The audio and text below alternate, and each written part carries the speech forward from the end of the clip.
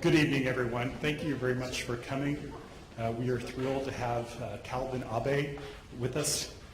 Calvin established AHBE Landscape Architects in 1987 with more than 30 years of professional experience in a wide range of landscape architecture and urban design projects. He is noted for his ability to transform conceptual design ideas into creative and artful built forms. Calvin is a fellow of the American Society of Landscape Architects and is also a registered landscape architect in California. He has degrees from Harvard University and Masters of Landscape Architecture and a Bachelor's of Landscape Architecture from Cal Poly Pomona. Calvin is also an artist and quite a great photographer, and his medium is looking at the beauty in landscape in the world. He has an interesting title to his talk. It's called Mutualism, Sex Between City and Nature. And we are thrilled to have you here with us. Thank you very much.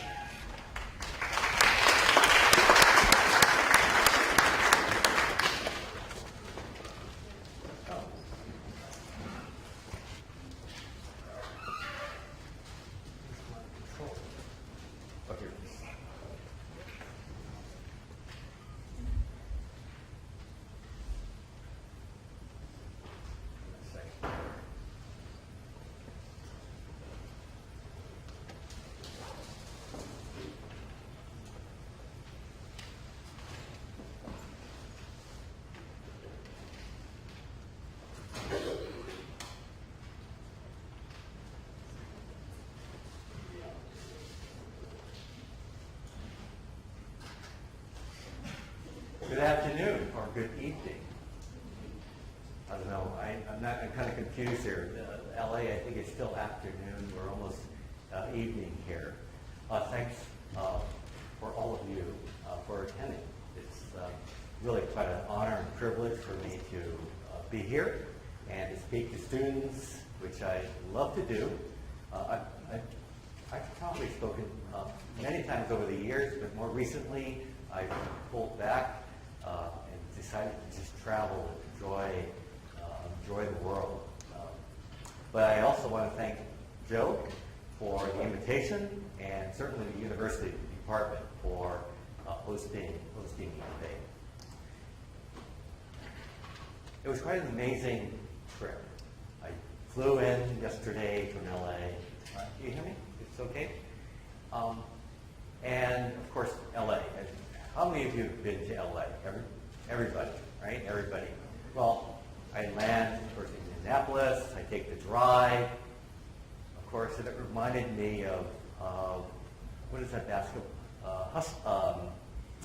Hoosiers, which is my favorite basketball movie.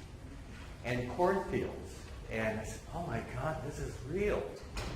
And as I got closer to the turnoff, I've got that road that turned off to the university, I actually felt like at home. I felt at home. In contrast to where I've been. I'm from La La Land. I'm from the land of really make-believe. And as I got closer and closer, of course it was snowing, and I was, oh boy, this is going to be quite a day. And of course when I woke up this morning, it was quite beautiful, just extraordinary. And I felt at home because I felt like this, what I'm going to talk about today, is really in contrary to my experience within the urban environment that I work in. So today I'm going to talk about really three things. Hopefully it won't be too long. And it's mostly about context. Context. I'm going to use that word a lot intentionally. And the three parts, I'm going to talk about myself in the context in which I see the world. And then I'm going to talk about the context in which context of the world I work within. And I distinguish those two because you need to be able to see what you're listening to. You got to see your own context, how you see the world, as distinguished from what the world is. It's a much more powerful way of designing. The third part is just to share a few examples of projects. I only have 6 or 7 projects. So you're welcome to visit the website. There are others. But I'm going to talk about a particular issue that is relatively common to each project. So just to begin, mutualism. It's a word that has stuck with me for many, many years. I discovered it through some biologists who studied relationships between organisms. And I like to think of this as the context in which I view the world as a designer.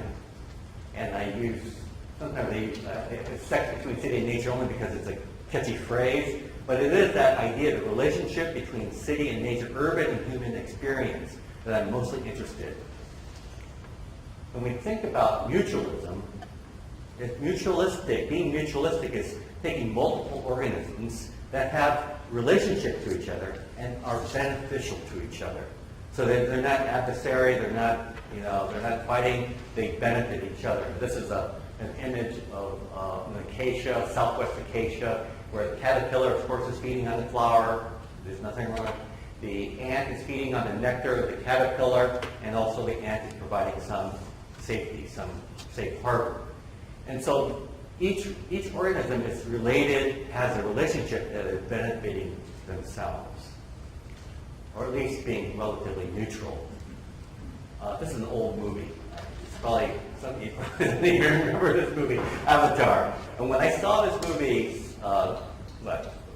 8-10 years ago, I said, hey, Hollywood gets it. You remember, this was about the Navi, the tribe, where the digital, where the humanoid, and nature were one. They were unified. They were symbiotically connected. And it wasn't until man showed up and disrupted that imbalance.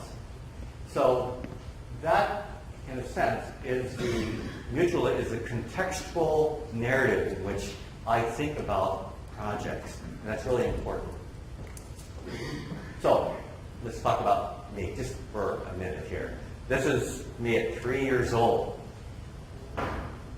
But it was when I turned 4, that's when I don't remember the conversation, but I remember one incident. My brother was born. My younger brother was born at 4. He replaced me. I remember sitting in the car watching my mother come out of the hospital with my dad in a wheelchair. He got into the car. My brother was sitting next to them. And they were looking at Ring, my brother. And I said, I just experienced that something is wrong here. I experienced it. I was being, of course, today I language it like I was being replaced. I'm not the center of attention anymore. But I remember sitting back like this, pouting. And I share that because it wasn't until I was up 25 or so, 30, I realized I was going through life thinking, what is wrong here? What was wrong with me? What was wrong with the world? And as soon as I discovered that it wasn't anything wrong with me, but I used that narrative, that inquiry into my advantage. I started to think about the world. What's missing in the world? What do I need to, what's missing in the world? What problem do I need to solve to make the world a better place? And so it transformed that short narrative. I grew up on a farm. When I drove here, my farm is nothing compared to what I see here. It was a 40-acre strawberry farm with about 10 acres of grapes.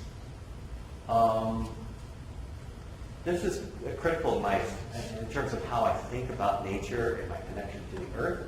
Maybe some of you who are landscape architects have a similar relationship. At night, we had grape vineyards, and I can remember smelling nature. I remember smelling the earth, hearing the crickets. And then I was fortunate enough to grow up near the American River. I took these last year. It's pretty much the way it was back, 60 years ago. And it was in 1970 that I moved to LA.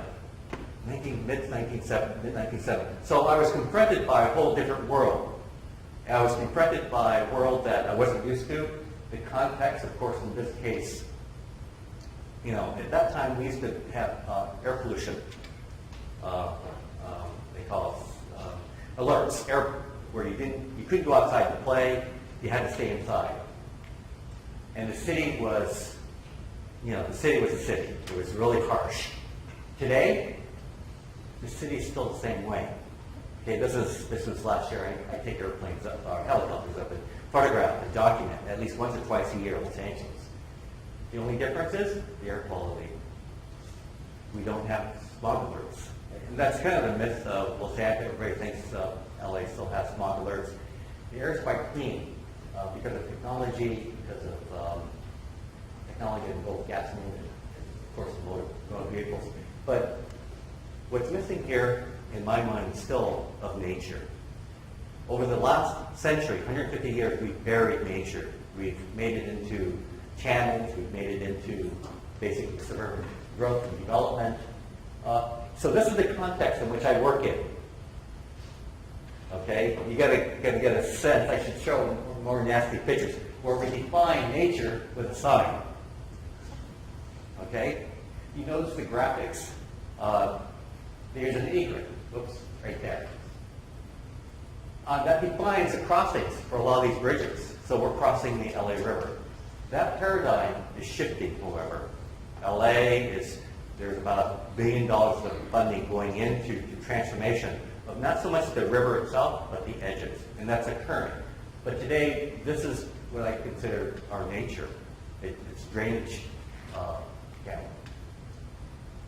So when you think about my work, it's really about the relationship and the reconnection of city and nature. So I work in that environment, I come from this world, and I'm always looking for that relationship. Looking for not only looking for opportunities to create beauty, but also having nature be inserted into the city such that it starts to become a more workable, sustainable city. I think that's the movement in our profession. That's where we will have the most impact, is where we can insert and create nature such that it will become the infrastructure. It becomes the structure of whether it's open space or green spaces. It's a system that we can adopt. And that's, as a profession, I see that across the country. So stepping back even to a higher scale, in terms of contextualism, what makes California, California? Is it the Golden Gate Bridge?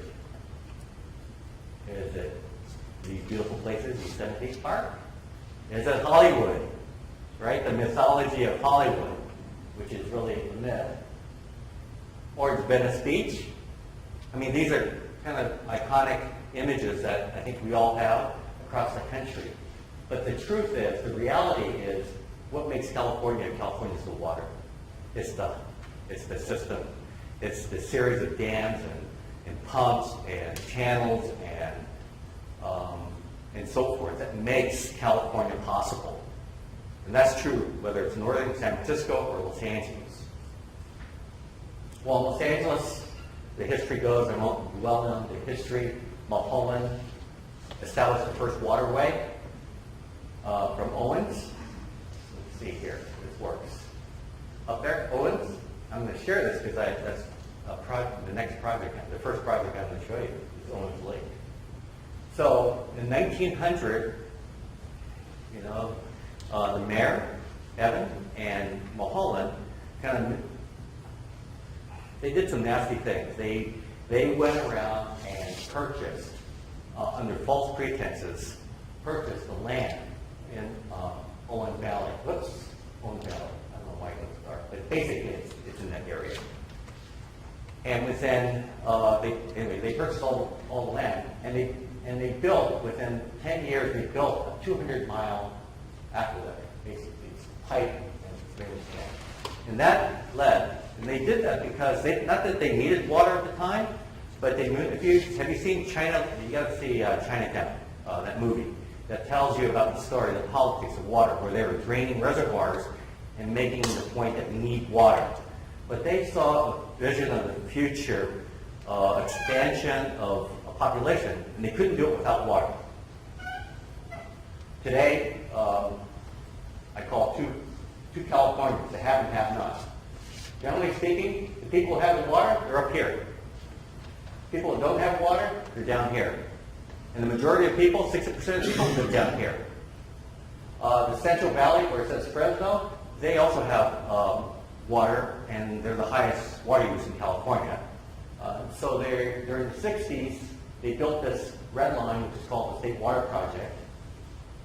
And that fed, it was supported by all the developers and by the agricultural people. And 80% of people north voted no. Everybody else, Southern California and the Central Valley in 1960, voted yes. And that's the reason why we have continued growth and expansion. And this is a water network. I don't want to get into it, but just to say that, you know, water in California is a finite resource. Population is growing at leaps and bounds. We go from nearly 50, you know, we're going to have a lot of people. And water is going to be an issue. Conservation is going to be key. 80% of the water use is in agriculture. So that's you know, we're doing our share in the city. There's a tremendous amount of conservation that is occurring. Compounding the problem, of course, is climate change. The melting of the Arctic is changing the high pressure zone. That's why in the last 10 years we've had drought. There's a shift in the high pressure zone that the scientists have determined. And so that's obviously going to be an ongoing issue, resulting in reduced snow caps. This is a series of aerial maps, satellite maps that show diminishing snowpack. And of course, when there's no water, we pump from the ground. And so the red indicates the depth of pumps that they're now having to drill. Okay, the work. So you can see the context in which landscape architect practicing in Southern California, even in California, what drives and what frames my perspective. I mean, it's totally different. It depends on where you are in the world. I've done projects around the world: China, Japan, Europe, Middle East.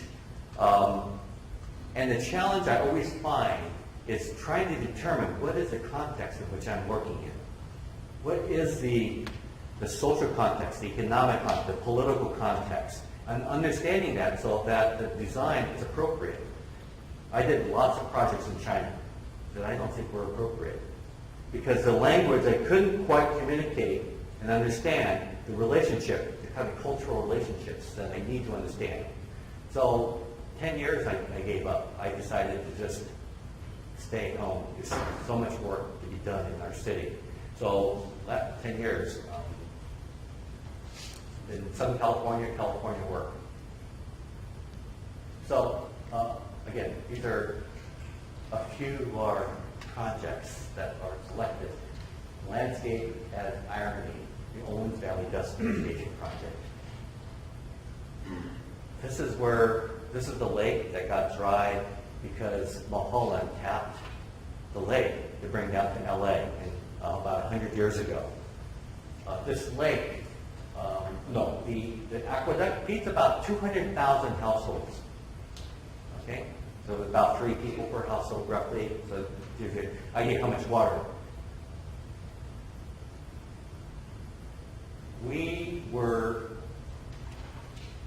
This is 100 square miles. It's not a small lake. Year 2000, there was a lawsuit filed because of this. The dust was carcinogenic. It's arsenic, it's alkaline, it's mostly alkaline. And I think it had more to do with, just from my readings, had more to do with water. They used dust as a basis for air quality, as a basis for stopping or having LA solve the problem of dust. And in mitigation measure, they were required to reduce half of that water, so only 100,000 households are fed by this stream. And the rest of it is to remain here. About 7 years into the making, the state land commission, who was controlling the mitigation process, the engineers were just dominating the whole. There was $1 billion of mitigation measure, $1 billion for this 100 square miles. Okay, that's what they projected ultimate cost would be. And the engineers were saying, the state lands commission, you can either shallow flood gravel cover or vegetative cover. And so you can imagine square miles of gravel being covered, square miles of vegetative cover. There were engineers and restoration biologists working. One day, after about 7 years of implementing this, somebody at the state, I don't know who and how this came to be, the State Lands Commission said, why don't you hire a landscape architect? It doesn't look good out there, okay? It was an aesthetic decision. Why don't you hire a landscape architect? And so, I was fortunate enough to be, there were 3 firms. My firm, Nubis, and MLA Studios were the 3 firms. And we're each given 1 mile or 2 miles of landscape design to do. How do you design a square mile? I mean, I plan projects. You know, if you're doing planning, regional planning, square miles is nothing. But when you're having to physically design, where do you start? I might make a note that Nubis won a national award this year. If you look at the AHBE awards, they won for their visitors, kind of visitor point marker. Our solution was much more modest, and you'll see what we did. But I asked the question of the staff, how do you design a square mile? Or roughly a square mile. We had two miles, 2 different areas. I thought, oh God, I just misspelled geomorphology, I think. But I thought back to graduate school. I thought back to Doug Way, my professor, who is a geomorphologist, who maps surface geology to determine the nature of geology below. So I thought, why don't we map the watershed, the drainage patterns of the watershed? And so the Sierra Nevadas, which is a huge watershed for Owens Valley, it's a huge watershed. And so I had them map the whole watershed, and you get these kind of patterns. In this case, it's dendritic. It tells us it's granite. I already knew most of the Sierras are granite, but I had the staff go through that exercise because we're looking for a structure, a pattern, a language that would connect our landscape to its region, as well as providing some dust control. So, the staff played wire, they did a bunch of stuff. Basically, it became a computer model, but I like the analog approach. These 2 pictures represent 1 square mile. We had 2 parcels. We had the most challenge. I complained because we had the most challenging site because we were in the lower half of the Owens Valley, and it's very heavy clay, and very little can be done to mitigate that. But we looked at vegetation patterns, knowing that by diversifying the pattern, we would get better habitat. We looked at vegetative patterns as in just graphics, but also from a wind standpoint. We noticed that whenever we had kind of this left pattern, that would deter the particles. Of course, in our scheme, we primarily planted it. We did about a year's worth of testing. What would grow in this heavy, saline, salty clay? I knew that by growing plants, we would get wildlife. And I thought, it's only a natural clover, there's endangered species. And I looked at, well, why don't we put a couple of bird lines? And think about, well, what is that shape? Can we make it into a sculptural element? And I went to the Mulholland pipe, the 10-foot diameter pipe, as inspiration. Today, it was built a couple of years ago. This amount of vegetation, it's only 2 years. It's so challenged. This is 2 years worth of growth. It's amazing that nothing really grows there. But the bird lines are there. And I think they're quite beautiful. I've been there at daybreak. You notice the irrigation heads? We have to irrigate in order to establish the plants. 1 square mile of irrigation. The water is all being recycled. It's drains to a pond, and you can see the pond beyond. The bird blinds are potential pipe, thinking of Nancy Holt's installation. It's called solar rise or I'm sorry. Write it down. And so each bird blind was oriented one was oriented to the summer solstice at sunrise, one was to Mount Whitney, and the other was to LA. I organized it so that there would be some kind of a geographic relationship. And this is in the middle of you have to drive about 3/4 of a mile to get here. It's hard to find. It's for visitors. They've opened it up to public. But I think it's a beautiful piece of sculpture. It's simple. It's relatively modest. And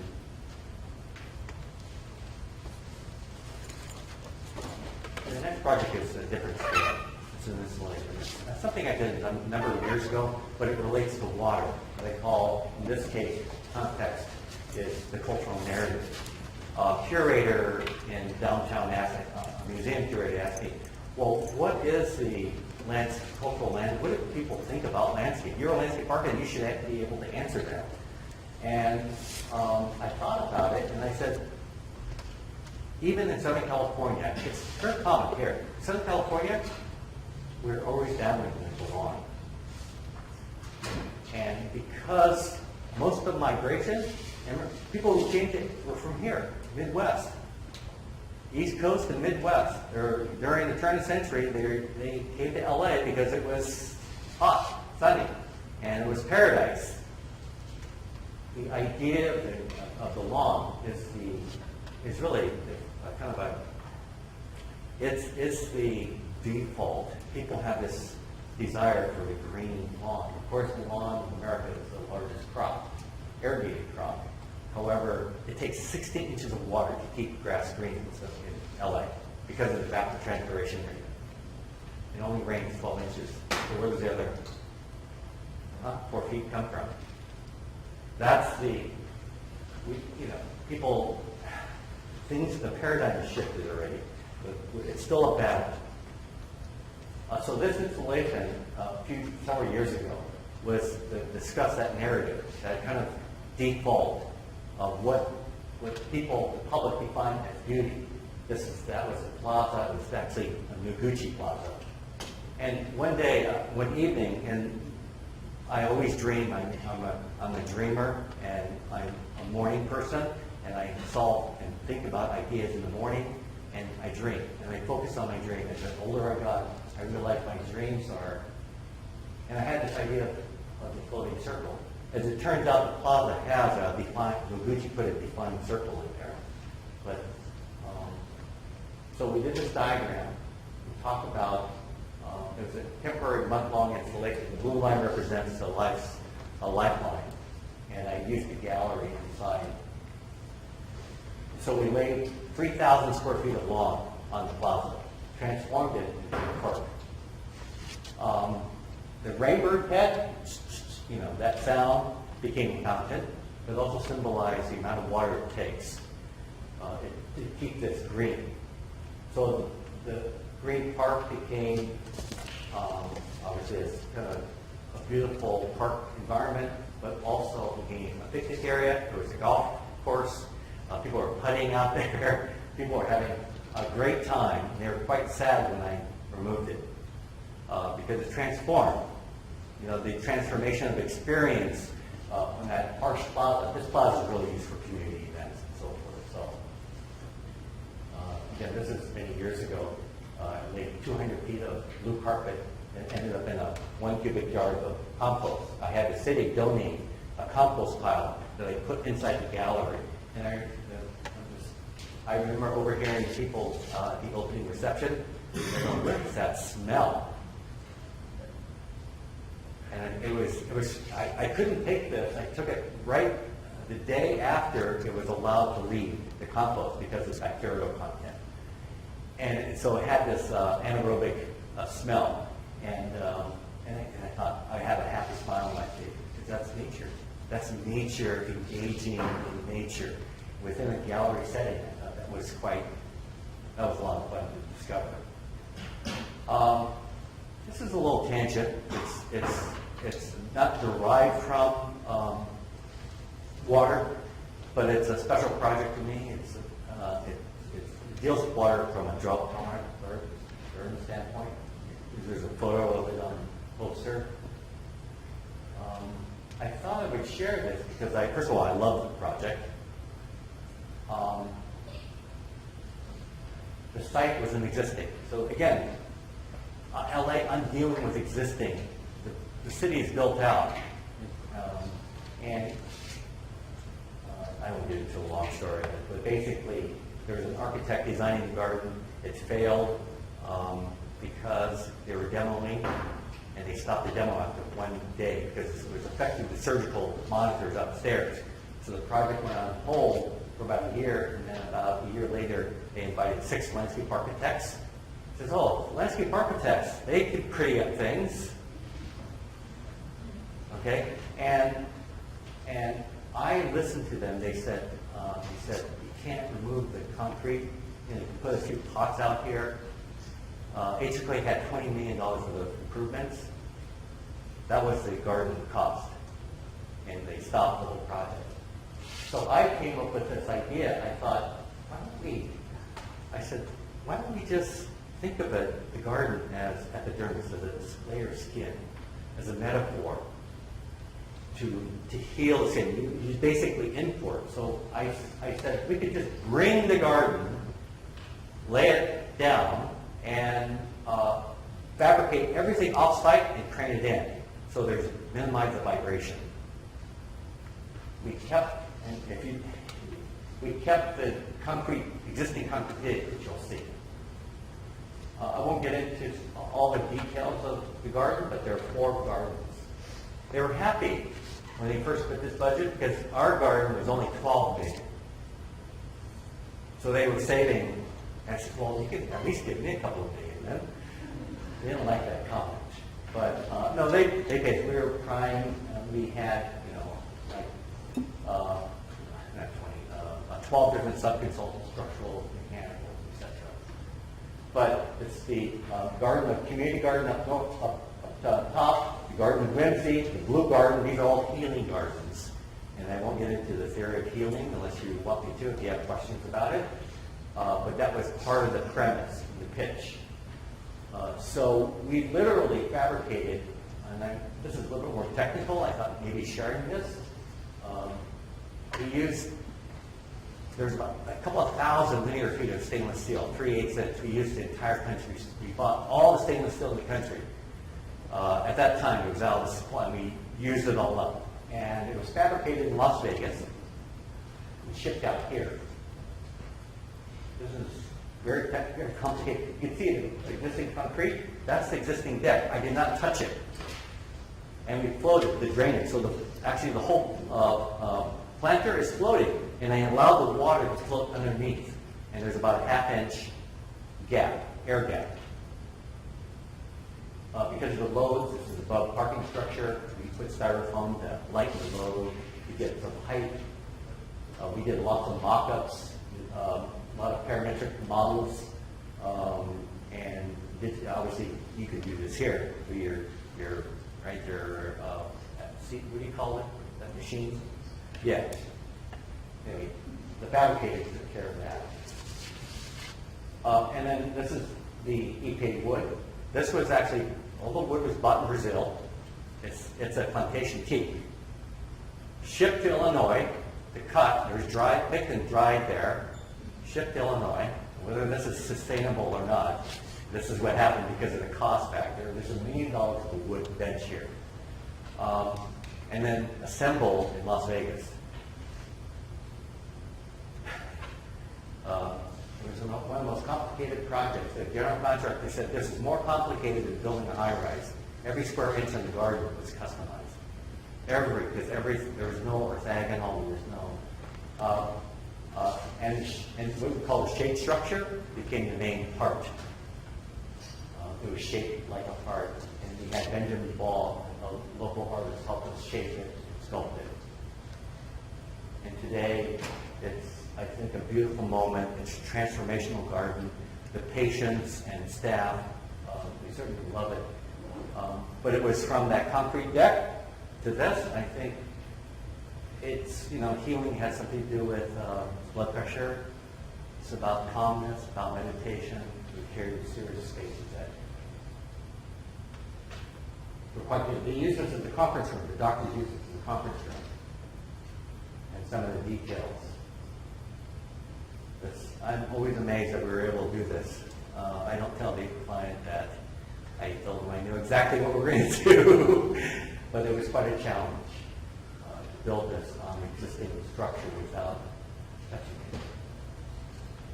The series of gardens we're using, the wind and the colors, even the water features were very clinical. They had to be at arm's length away because of the bacterial content. They were concerned about people touching water. They wanted water. This is the blue garden, the educational garden. Okay, so going back to I think it's the third project. Going back to an installation. So I'm interested in installation because it's a contextual way of thinking about an idea and being able to implement it. So that site has less to do with the idea, that I can explore an idea. In this case, Ojama was about having nature interrupt the experience, the human experience within an urban environment. Ojama means, it's in Japanese, interruption. And my grandmother used to tell me, Ojama naru, you're getting in the way. And I remember that as I was always getting in the way of my grandmother. And so, because we have so many fires in Southern California, we use, obviously, straw wattles as erosion control, sediment control. And that material fascinated me, and I researched it, and it turns out this material comes from my hometown of Sacramento. It actually, Sacramento is surrounded by rice. And so the straw wattles are rice hulls. And it turns out also that the Japanese have been doing this for centuries. This is used typically for Shinto shrines. You see this. It's very common, right? You can tell it's Japanese. And it's a very sacred material. And the wonderful thing is, it smells wonderful. So I said, what are we going to do with it? I bought 100 of these 30-foot strands. They're 9 foot diameter, 100 of them. And I said, let's think about it. And I thought, it's about, it's a Buddhist precept called duality, or yin-yang, that you weave two things together and become unified. And I thought, why don't we just weave it and figure out, maybe we can stack it. So it became an interruption. In this case, it was lining up with City Hall. We moved it around every week. It was up for about 90 days. It became something that the people engaged with and passed through. And I moved it to line with a community center beyond. This is the north-south axis of the plaza. So it became an engagement. It smells like rice. As well, it became a habitat for local pigeons. Again, this is a kind of conceptual project where it's interested in having nature being an interruption in the urban environment. How do we introduce nature back into the world? Burbank Water and Power Eco Campus is about water, primarily about water. And there's an interesting story. It's an abandoned power plant, Napa Park. The infrastructure changed it became obsolete, so they could take down the structure. And I've been doing a lot of work for the power plant, basically planting it. And one day, Rick calls me, he's the director there, says, we want to open this thing up, we're ripping everything out so you can design a beautiful garden. And this is a view from the boardroom. I said, stop. He literally said, stop. do not, so we walk down there. You know, this is it's being demoed. We walk down there and said, I could use every one of these. You remember, well, I grew up in the era of, Gasworks Park, Seattle. Highline was just, first phase was being completed. And I thought, here's an opportunity. Transforming and connecting its history and creating something more than some connection to, obviously, its past, but transforming it into a new place, new sense of place. And I'll talk just briefly. So the transformation occurred, it's still growing. This is actually a couple of years old. The lines have basically captivated the entire structure and becomes a great hangout for employees, staff, basic city workers. You can start to see some of the artifacts that we maintain. We rebuilt some of the structure because this is already being dismantled. We reassembled it just to make it a little bit more authentic. This channel here, I can call the vital radiation channel. That was actually an 8-foot deep utility vault.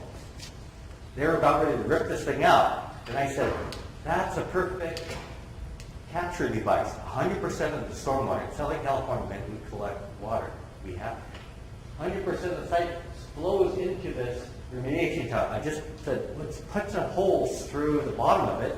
We filled it with gravel and planted it. It became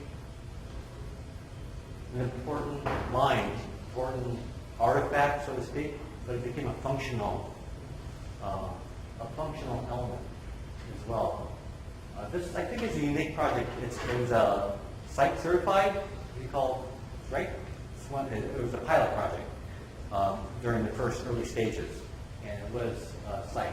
It's the first industrial site, actually, that was approved. I love it because we saved the whole, again, this is something from LA. All the water was perked.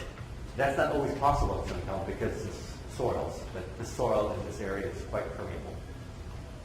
The green work too, it's colorful. Okay, let's see, 4 more projects. I call it urban filter.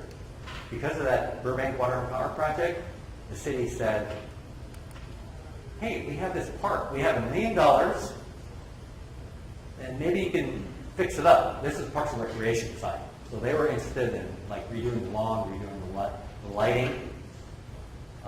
We walked to the site, and this is what I found.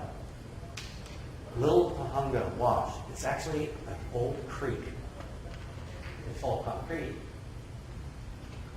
And it drains to the LA River. So the watershed, I said, there's something here, okay? They only had $1 million. But I researched it. We realized that the watershed was quite substantial. And we made a proposal that to turn the park, rather than recreation, it become a filtration, water cleaning system, riparian zone. Unfortunately, it was about $6 million, the estimate came in. And so the project was delayed for 2 years. And they went, there was an example of, we were an advocate of water. We were an advocate for transforming, bringing nature back into the city. And so, it took a couple of years to fundraise through grants, water grants. They went from park recreation money, they went to the water quality money. And there's actually lots of money for projects like this. And this is unique because there are very few open spaces and even channels that you can convert. They're so engineered. The rendering of the concept today, during construction, this is a flood. This is what. So it damaged some of our check dams, but it was repairable. We got the planting in, stabilized it, and today it's a creek. Now, I think for practicing landscape architecture, this is probably nothing, right? This is what you do. I have to assume when you have a natural system, but when you're in LA, where there is no natural system available, we have to make it. We have to push really hard. and the funding is really tight. So we've got both the recreational improvements at the Parks and Recreation, but also the water quality. And it's growing, it's incredible, the Aurora Willows. And we, of course, did the interpretive signage, an important part of the narrative for the public to see. Okay, how are we doing on time? There's a couple of minutes of film. Joe mentioned, just indicated, my firm does film, and Evan Mather, my partner, is a filmmaker. If you just type in evanmather.com, I don't know, you'll see his film. He's well known. He shows around the world at different film shows. But we use, I said one day, why don't we use your knowledge and experience of film? And I asked him to do a little clip. So this is film clips. And by the way, I brought some. Anybody use DVDs still? Okay. So I have about, I don't know, 20 of these. This won the National Communication Award, AHBE Communication Award a few years ago. I still have about 200 of these, so I said, let me at least bring 20 because this is, we gave at least 200 or 300 of them away. But I think we ordered 1,000 of them, or 500, I forget. So please, it's a cool video, and you'll see a segment of it here.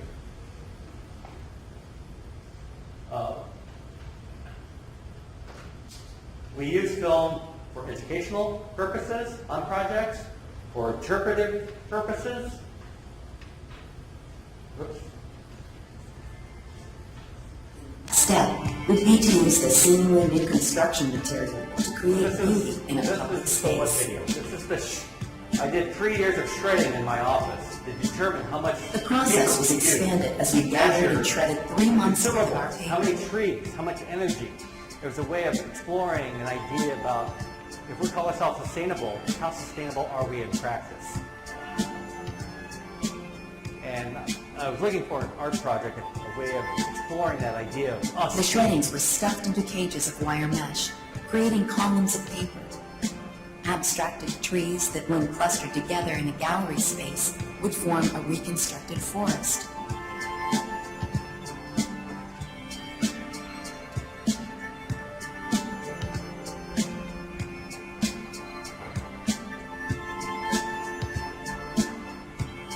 I made everybody wear these masks. Dust, paper dust is toxic. There's a gallery owner who let us install. These are 25 of these. This is actually on our 25th anniversary. So that's why we did 25 trees.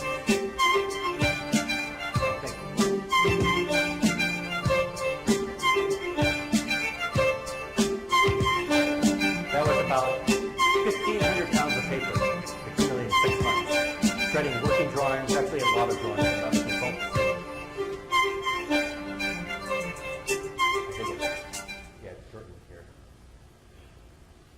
We did this short film clip of the water power. As ever greater demands are being put on our water and power resources due to urbanization and increasing population growth, groundwater aquifers are being depleted.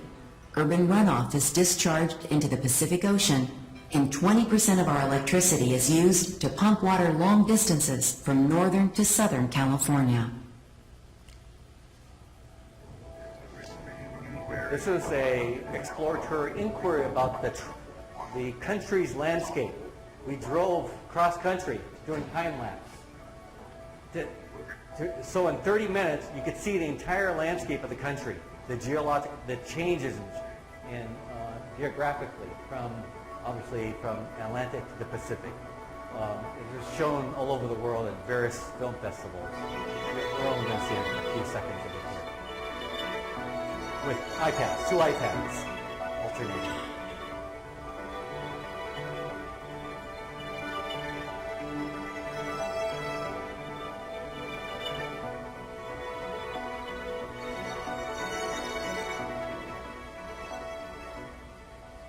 I think we did, and then Evan had this idea of doing something locally in LA. And we did a short transcript. talking Speed, about water. speed. Any questions or? Speed. What about the water? What about the water? What about the water? What about the water? What about the water? What about the water? What about the water? What about the water? What about the water? We thought about, when you look at the images, you wonder about water, how is that relevant? But that's what we're dealing with. It's the systems, the There's no infrastructure water, that we there's no don't see, water, there's no that we water, wanted to there's make no water, there's no water, there's no water. overt, more public. I'd like to offer a little criticism and ask you a question about alternative approaches you could take. This is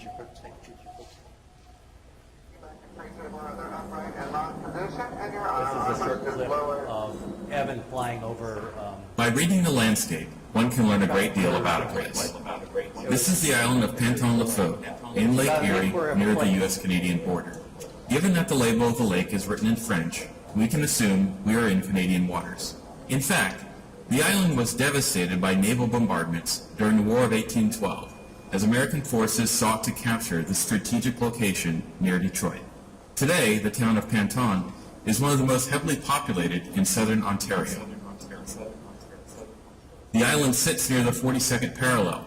This is the same latitude as Providence, Vladivostok, Almaty, and Rome. Panton-le-Feu is patterned in an east-west at the interface of land and the water last is. that address there the was most a urgent proposal risks and for greatest the, threats. resilience Our that design design strategies will be landscape-driven, by San easily Francisco. This is implementable, our- derived from observation, engagement, testing, and adjustments. We collaborated with Cal Poly. Our team is uniquely qualified to quickly generate multiple strategies that can be tested and refined based on our skills, backgrounds, and experience. We are committed to listening and engaging with the stories and deep knowledge of community members, elected officials, government and business representatives, and local experts. Okay. Just a final. Evan just bought a drone and he took this up to show a reservoir, one of our reservoirs that's dry. This is the Hollywood. I think it's the Hollywood.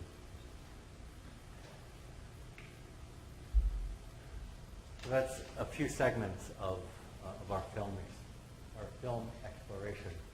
This is the last project. Although it's now on our website, you're the first people will see these images. It's a recent project. I went out to photograph it with another photographer. We spent 3 days photographing this project. It's something that is near and dear to me because I had such a great client relationship. It was built, it's a charter school for the Wonderful Company. The Wonderful Company is the largest farmer, irrigation farmer in the country. They're not farmers though. They live in Beverly Hills. They own 200,000 acres of orchards, pistachios, almonds. They own Fiji Water. They own a lot of different things. They're about a $5 billion company. You know, their name is in LA. They own museums, they're in hospitals. They don't, $25-50 million. It's nothing to them. I said, wow. But they stopped doing that because they were so involved with the communities in the Central Valley, the farm workers. They decided to start building community facilities because of this, to serve their needs. The farm workers, very poor, and they decided to build a school, a K through high school, charter school that they would run. And the idea was to advance agriculture and to merge agriculture and technology.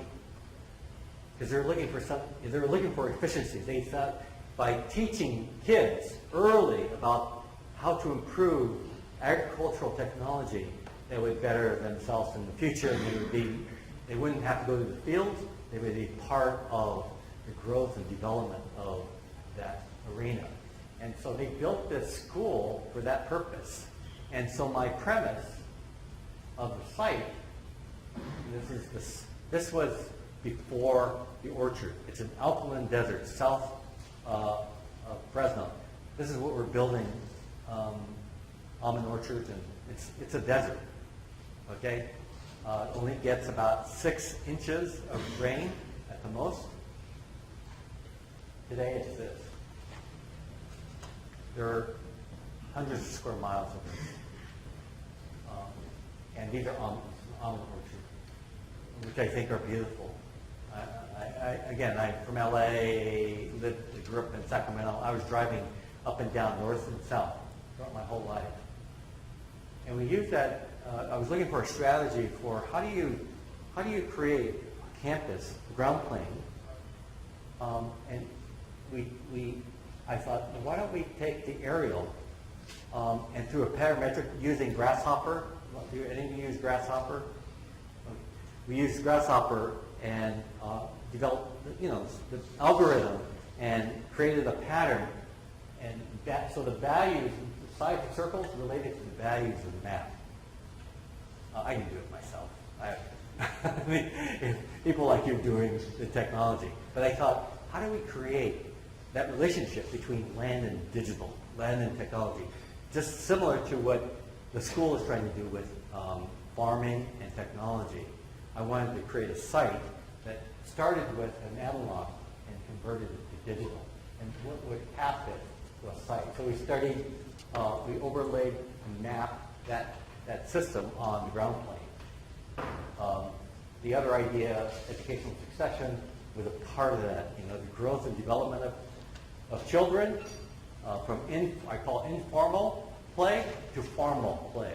And so there's a whole system of informal spaces to the more formal spaces, very much like succession in college. A site plan I won't dwell on a lot. I'll go to,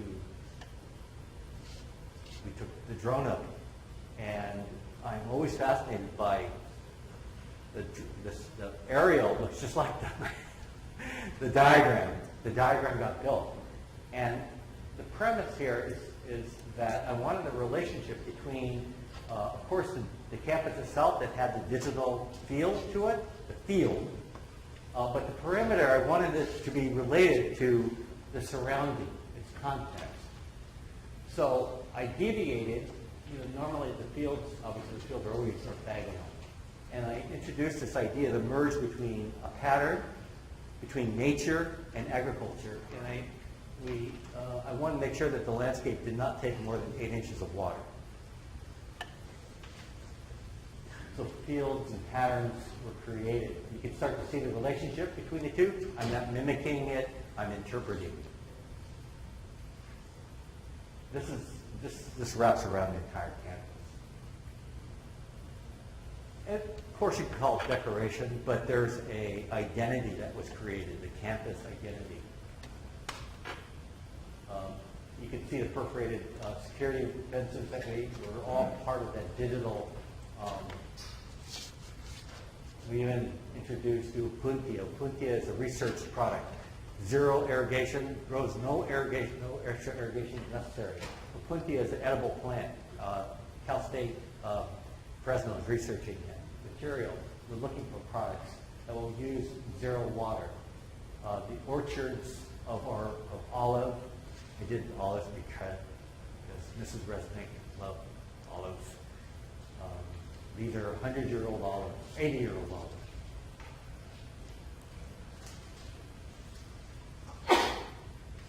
And you start to see the digital layer, both at the ground plane and also on the roof plane, creating shade, amphitheater, gathering spaces. It's the high school quad. And the pattern actually, I think it was relatively successful, that it recalls the kind of digital nature of this place. Other details. Phase 2, the informal starts to show up in the middle school. The dining trellis, which will hold about 200 kids at lunch hour. And the paving the patterns, again, recall the possible technology that occurs here. Okay. So, I asked the question, where do we go from here? The city. It's actually net zero water. You know, everybody's exploring net zero energy. I mean, the architects, we're working on lots of net zero energy.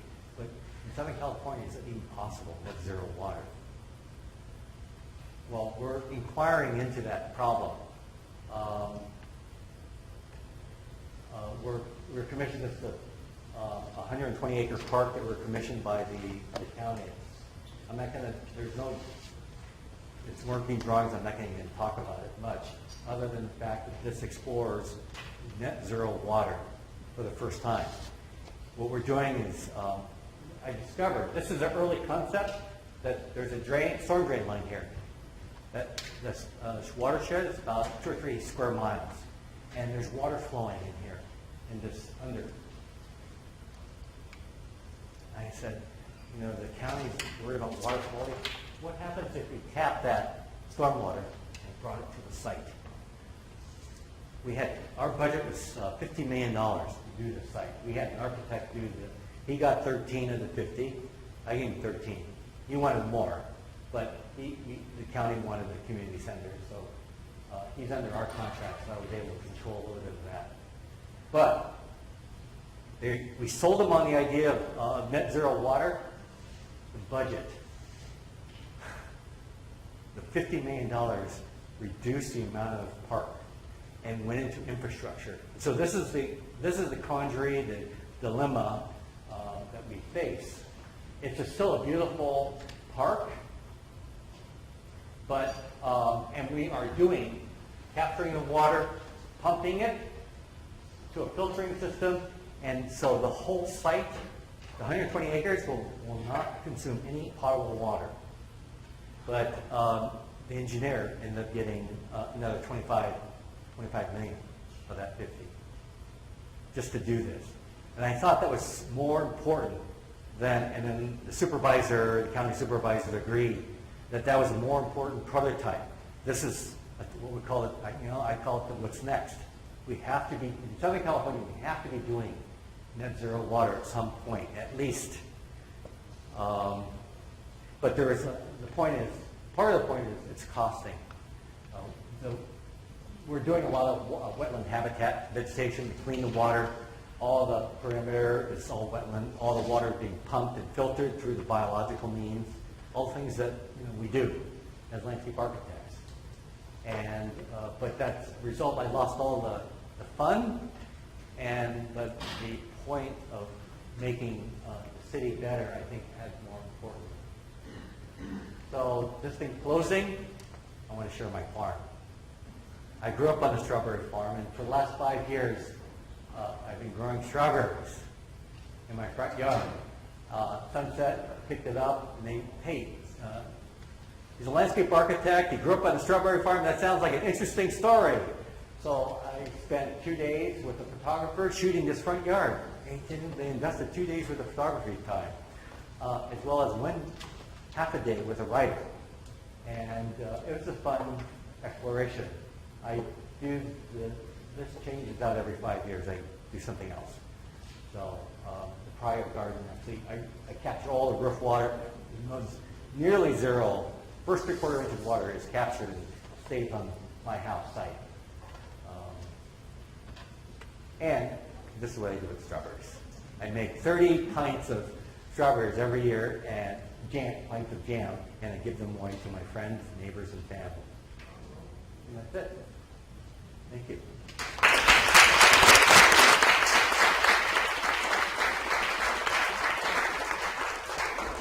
So these are a website. Check out AHBE Lab. We've been doing a blog for 3 years every day, written by the staff, and we have a full-time editor who helps us. And I'm a photographer, so check out although be careful, there's a little editing on the photography, because I do a lot of different photography, fine art photography, so. But please, Okay. come up and Whatever. Maybe we have just a couple questions. Time for a couple questions.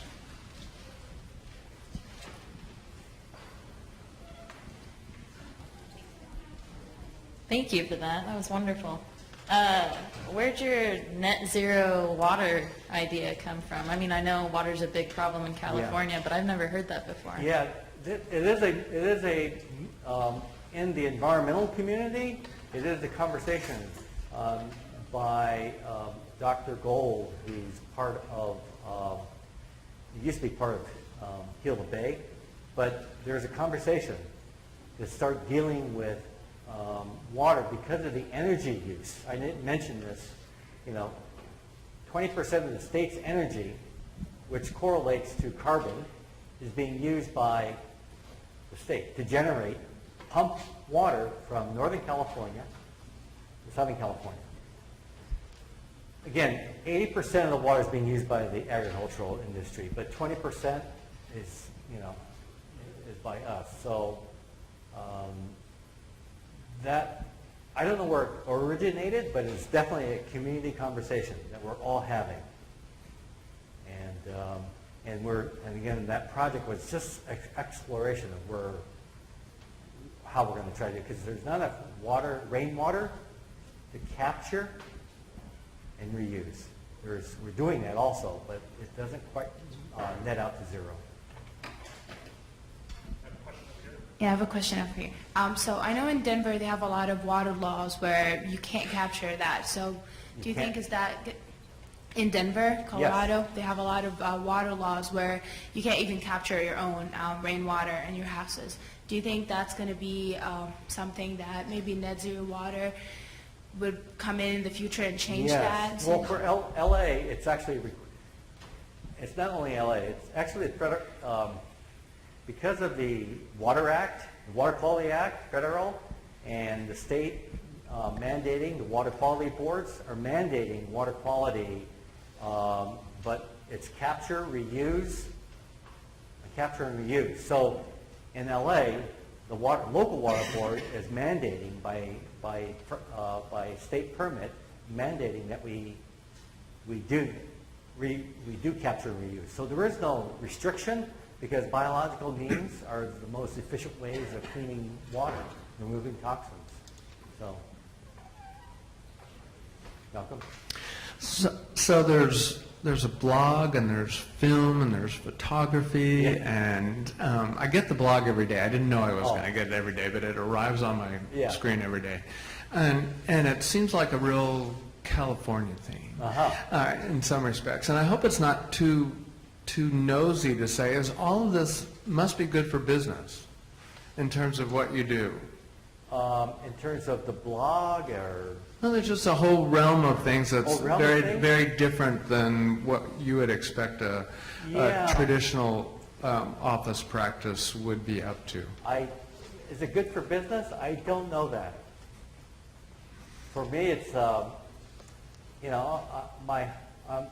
my heart is of an artist, and I'm more interested in the ideas and explorations, and so that's why film has emerged in the office. That's why art installations are important narrative in the office. That's why the blog is a way of self-expression. So the blog is not narrated, it's fully self-narrated. People just write what they want, which I think we're going to change, but for the last 3 years, staff, they want to write about their walk down the street and their experience. It has to be relative to landscape architecture.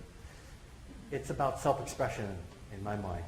So whether it translates into dollars and cents, I could probably do that, but I've never been interested in dollars and cents. So maybe that's why, I don't know, I'm still working.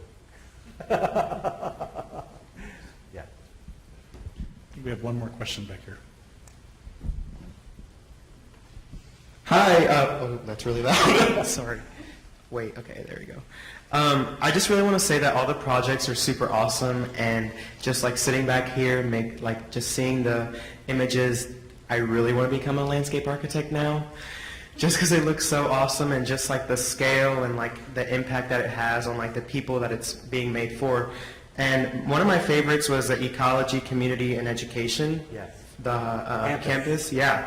And so I don't know if you touched on this, but I was just thinking, like, how did you consider like the opinions and the experience of like the kids who would be going there? Because like obviously you have clients like maybe like the school district or whatever, but like what about for the kids? Yeah. Well, we didn't have direct access to the children, but we worked with the faculty, and we didn't really get into details of various spaces and learning, outdoor learning environments. Delano is a very harsh, hot environment. It gets up to 110, 115 degrees, so summer months are really, they're actually going year-round school there.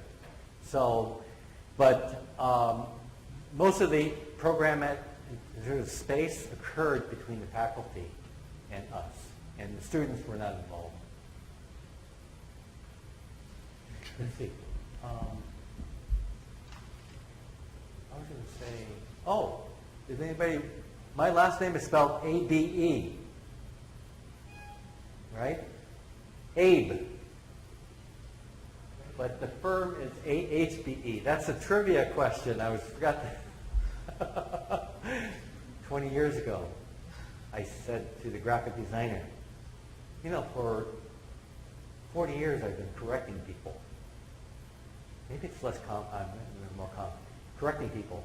And then they came back with a proposal. It was a logo at one point. It became a corporate name. It's now transformed to an acronym. A healthy, beautiful environment.